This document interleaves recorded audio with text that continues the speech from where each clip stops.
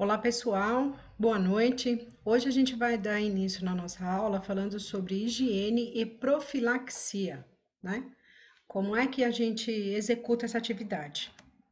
Então, no nosso dia a dia, né, de trabalho, executamos grandes variedades de procedimento, muito deles repetidas vezes. Em geral, a importância que lhes é conferida associa-se ao grau de complexidade, à tecnologia envolvida, à capacidade de provocar danos ou complicações ao paciente e à frequência de sua realização. A pouca adesão dos profissionais da área da saúde à prática de lavagem das mãos reflete em parte essa situação, pois é um procedimento simples, com, comum na esfera social com o hábito de higiene, o que certamente não lhe confere o valor e o status de alta tecnologia. E muitas são as justificativas usadas pela equipe para não fazê-lo, como dentre outras: falta de pias e degermantes adequados, sobrecarga de serviço, situação de emergência. Em contrapartida, os especialistas são unânimes em afirmar que este é um dos procedimentos mais significativos para a prevenção e controle da infecção hospitalar, sendo-lhe atribuída a possibilidade de redução acentuada da carga microbiana quando as mãos são lavadas com água e sabão e com degermantes como povidine ou clorexidine. Para que a lavagem das mãos seja eficaz, faz-se necessário utilizar uma técnica apropriada para a remoção mecânica da sujidade, suor e células descamativas e micro-organismos transitórios em todas as partes da mão, palma, dorso, espaço interdigitais, unhas e punhos, visando evitar a contaminação durante o processo. Antes de iniciar a lavagem das mãos, devem-se retirar os adornos, utilizar sabão líquido. Outro cuidado adicional é evitar que, durante a lavagem das mãos, as mãos entrem em contato direto com a pia. O processo de fricção repetida deve ser realizado com as mãos e antebraços voltados para baixo, evitando que o sabão e a água já sujos retornem à área limpa. Com 5 fricção a cada tipo são suficientes para remover mecanicamente os micro-organismos. Após esse processo, as mãos não devem ser enxaguadas em água corrente, mas sim posicionadas sob a torneira com os dedos voltados para cima, de modo que a água escorra das mãos para os punhos. Após a lavagem, mantemos os dedos voltados para cima, secar as mãos com papel toalha descartável, começando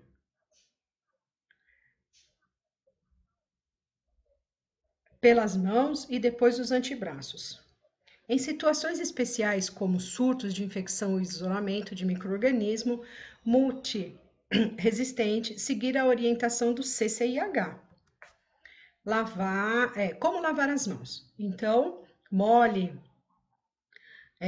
as mãos com água, aplique o sabão, faça fricção, né? Com uma mão em cima da outra, depois ao inverso, depois a unha. Então, aqui a gente tem todo o processo, né, de lavagem de mãos, até a hora que a gente chega a secar. A duração desse processo, ele leva de 40 a 60 segundos, tá? Conheço 5 movimentos da higienização das mãos que devem ser seguidos pelos profissionais da saúde. Precauções para padrões. Os micro-organismos podem ser transmitidos por contato com gotículas, aerosóis e exposição a sangue e outros líquidos corpóreos, como veremos a seguir.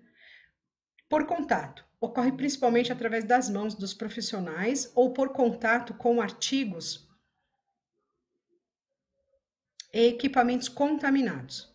Exemplo: herpes simples, diarreia infecciosas. Por gotículas, ocorre através das gotículas produzidas pela fala, tosse, espirro e aspiração orotraqueal. As gotículas podem atingir até 1 metro de distância e rapidamente se depositam no chão, não permanecendo suspensas no ar. Exemplo: a coqueluche, a difteria, a rubéola, a meningite. Por aerosóis, pequenas partículas contendo micro-organismo eliminados durante a respiração, tosse ou espirro, ressecam-se, podendo permanecer durante horas suspensas no ar. As partículas ressecadas são capazes de atingir distâncias maiores de 1 metro. Algumas doenças, como a tuberculose e o sarampo, são transmitidas desta forma. Por exposição a sangue e outros líquidos corpóreos. A transmissão ocorre quando esses estão contaminados e entram em contato com a mucosa ou a pele não íntegra. Por exemplo, o vírus da imunodeficiência humana, que é o HIV, o vírus da hepatite B e a hepatite C, tá? Então, seus movimentos para a higienização da mão, tá? O que a gente precisa fazer? Quando acontece isso? Então, número 1, antes de tocar o paciente. Então, antes de tocar o paciente, eu preciso fazer a higienização da mão. Número 2, antes de realizar o procedimento limpo asséptico. Número 3, após risco de exposição a fluidos corporais. Número 4, após tocar o paciente. Número 5, após trocar as superfícies próximas do paciente, tá? Precaução. As precauções padrão devem ser utilizadas no atendimento de todos os pacientes, sempre que houver risco de contato com sangue, líquidos corpóreos, secreção e excreção. Peles não íntegras e mucosas. São ações de precauções padrões. Lavar as mãos antes e após o contato com o paciente. Lavar as mãos após descalçar as luvas. Lavar as mãos após contato com sangue, secreção e excreção de equipamentos e artigos contaminados. Lavar as mãos entre a realização de procedimento com o mesmo paciente, como curativo e aspiração traqueal, coleta de sangue, entre outras coisas.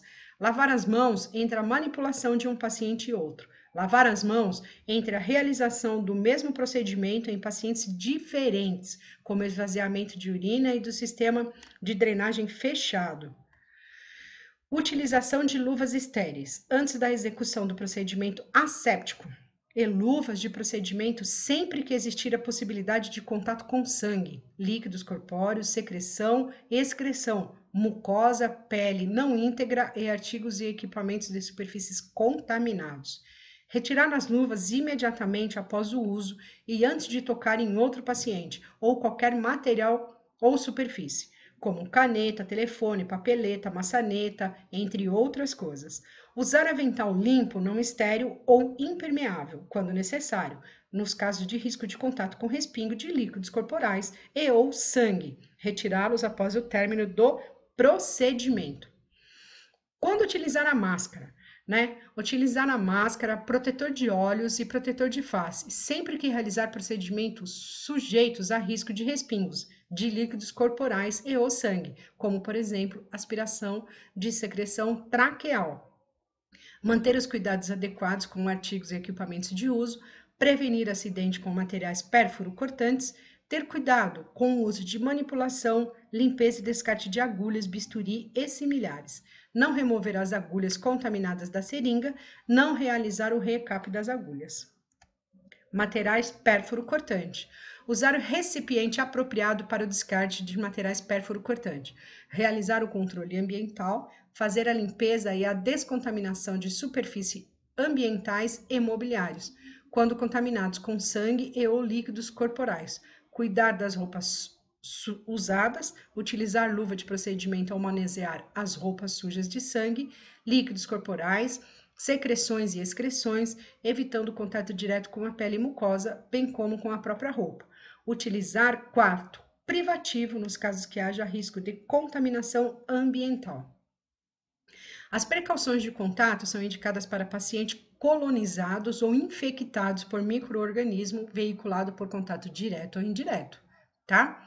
Que tem uma grande importância epidemiológica, como infecção por agentes multiresistentes. Além das medidas de precaução padrão, as precauções do contato envolvem as medidas de uso de quarto privativo ou comum para pacientes que apresentam a mesma doença ou micro-organismo. O uso de avental na possibilidade de risco de contato das roupas do profissional com a área ou material infectante, quando da realização de higiene do paciente com diarreia. Incontinência fecal ou urinária e ferida com secreção não contida pelo curativo. Manutenção do paciente no quarto da enfermaria, evitando a sua saída. uso exclusivo de artigos e equipamentos pelo paciente, limpeza e desinfecção ou esterilização dos mesmos após a alta do paciente. Os familiares devem ser orientados quanto aos cuidados a serem tomados para evitar risco de contaminação. As precauções respiratórias por aerosóis exigem as medidas de utilização de precauções padrão. Quarto privativo, sendo obrigatório manter a porta fechada, utilizar máscara apropriada, que é do tipo N95, ao prestarem cuidados a paciente com suspeita ou doenças confirmadas de transmissão por aerosóis. Manter o paciente no quarto, evitando sua saída, caso haja necessidade de transportá-lo, colocá-lo máscara comum, tipo cirúrgica. As precauções respiratórias para gotículas necessitam das medidas de utilização de precauções padrão. Quarto privativo ou comum para paciente com a mesma doença, uso de máscara comum, tipo cirúrgica, para todas as pessoas que entrem no quarto no período de transmissão da doença, sendo necessário desprezá-la na saída do quarto. Manter o paciente no quarto, evitando sua saída. Caso haja necessidade de transportá-lo, colocar a máscara comum, tipo cirúrgica, no mesmo. Luvas esterilizadas e de procedimento. Outra barreira utilizada para o controle de disseminação de micro-organismos no ambiente hospitalar são as luvas, esterilizadas ou não, indicadas para proteger o paciente e o profissional de contaminação. As luvas esterilizadas, denominadas luvas cirúrgicas, são indicadas para a realização de procedimentos invasivos ou manipulação de material estéril, impedindo a deposição de micro-organismo no local. Exemplo, cirurgia, sutura, curativa, cateterismo, entre outras coisas. As luvas de procedimento são limpas, porém não são esterilizadas, e seu uso é indicado para proteger o profissional durante a manipulação de materiais, quando do contato com superfícies contaminadas ou durante a execução de procedimento com risco de exposição de sangue, fluidos corpóreos e secreções. Não há nenhum cuidado especial para calçá-las, porém, devem ser removidas da mesma maneira que a luva estéril, para evitar que o profissional se contamine. Como calçar as luvas? Luva de procedimento de calçar um par de luva estéril requer técnica correta para evitar a contaminação da luva. Fato esse que pode ocorrer com facilidade, por isso requer muita atenção. Essa técnica sofre pequenas variações quando associada ao uso de avental estéril mas não foge à regra. As luvas estéreis devem ser utilizadas sempre que ocorrer a necessidade de manipulação de áreas estéreis. Existem vários procedimentos que exigem a utilização de luvas estéreis, entre eles os procedimentos cirúrgico, aspiração endotraqueal, curativas extensas, que se tornam difíceis de realizar somente com material e curativo.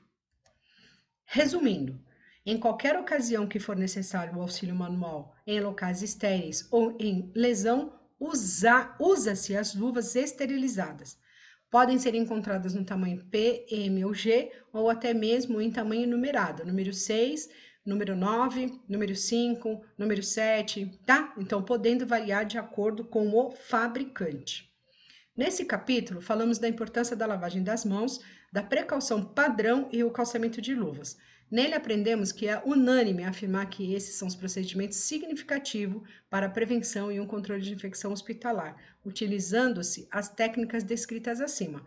O ponto-chave do nosso estudo é saber também qual o movimento correto da utilização de luvas de procedimento e de luvas cirúrgicas, aprendendo corretamente a técnica para não contaminação e para se evitar o desperdício da mesma.